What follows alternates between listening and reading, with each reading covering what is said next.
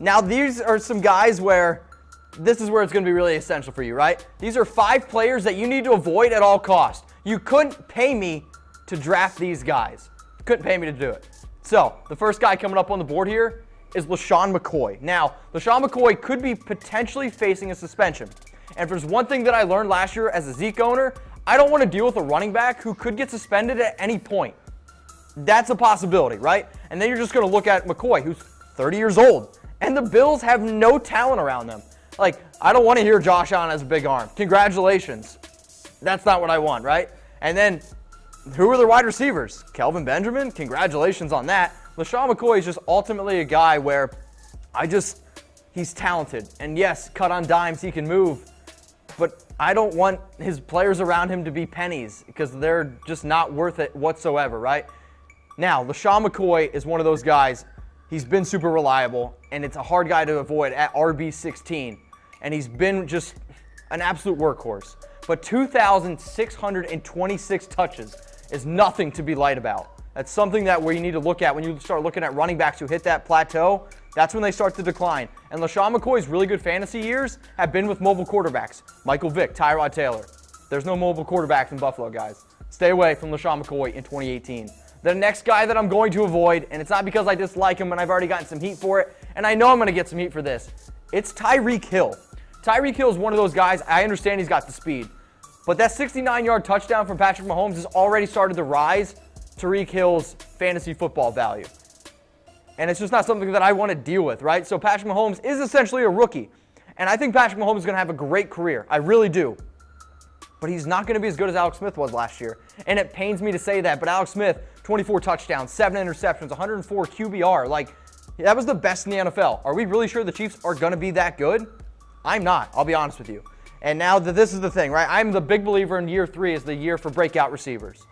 And I just don't think it's going to happen for Tyreek Hill. Like, it's just one of those things for me, like, he's just going to go too high because a big arm from Mahomes doesn't mean big fantasy points from a guy like Hill. And he was also super inconsistent. 6 touchdowns on the road, only 1 touchdown at home. Like, yes, it's boom or bust kind of a guy. Maybe if you want to play him on FanDuel, Tyreek Hill would be a great guy to put on FanDuel because he's boom or bust, and it could lead to some serious payouts. And you know what?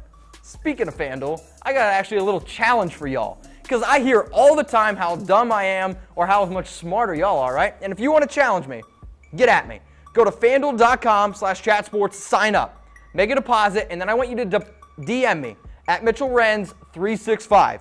Okay? Instagram, Twitter, DM me, and we're going to get it going. We're going to challenge you guys. I got prizes. I'll send you beer. I'll send you nudes. Well, all right, we'll stick to prizes first off, but I want you guys, FanDuel.com/chatsports. Make a deposit. DM me at Mitchell Renz 365. You guys want a challenge? Bring it. Cheers to you. Okay, the next guy I got coming up here to avoid in drafts.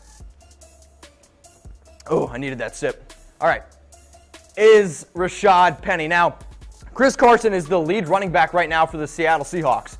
And I don't really think Chris Carson's all that special. And I think Rashaad Penny, from a talent standpoint, is more talented. However, this guy's already questionable for week 1.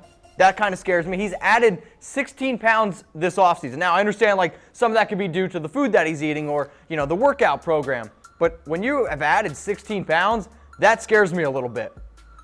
And also, when I just look at the team around the Seahawks, right?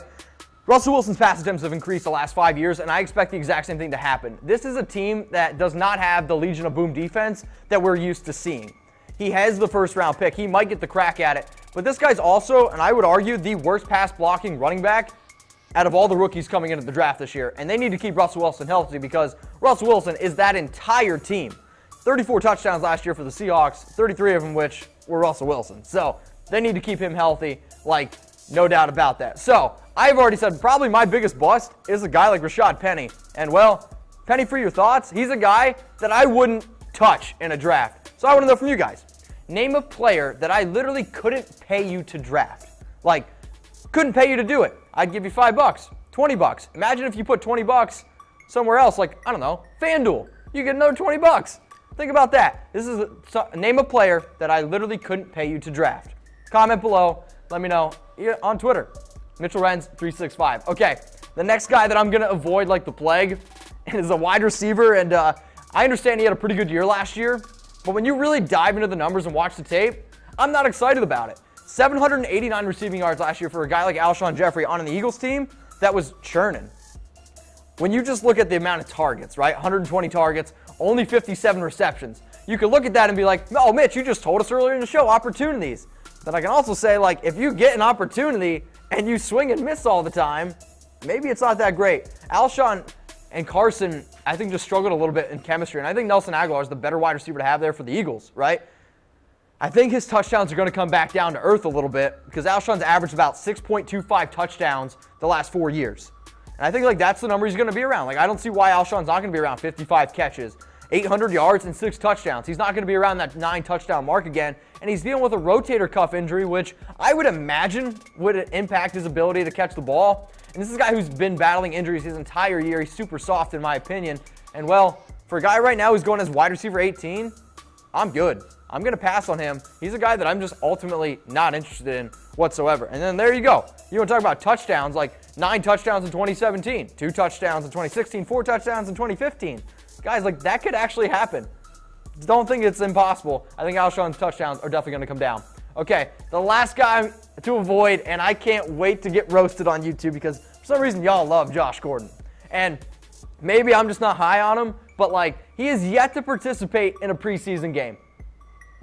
We haven't seen the action from Josh Gordon yet, and yet this is a guy who's going as wide receiver 20. He's going ahead of Jarvis Landry, where, and if any of you guys are watching Hard Knocks right now, that guy's legit. He looks really good, Jarvis Landry. And Josh Gordon is yet still getting ahead of him. Like, yes, does he look good? Sure, but I think I look good too, and I'm not even close to NFL shape. Like, just because you look good without a shirt on doesn't mean you're going to be able to be very successful in the NFL, right? Now, Josh Gordon's a guy who, sure, a lot of hype, but is he really going to be able to live up to that hype and expectations? Tyrod Taylor has only had 1 wide receiver with over 1,000 yards, Sammy Watkins, and only 1 wide receiver with over 60 catches, Sammy Watkins. I imagine Jarvis Landry is going to be the target hog in that offense, plus Duke Johnson is there. Only 1 touchdown in his last 10 games, and he's played in 10 games since 2014, so how can you trust Josh Gordon? I don't get it. I'm staying away from him. So, 5 guys that you guys should totally avoid in drafts in 2018. Stay away from LeSean McCoy. I'm going to avoid Tyreek Hill. Rashaad Penny, stay away from him. Alshon Jeffery, I don't want him.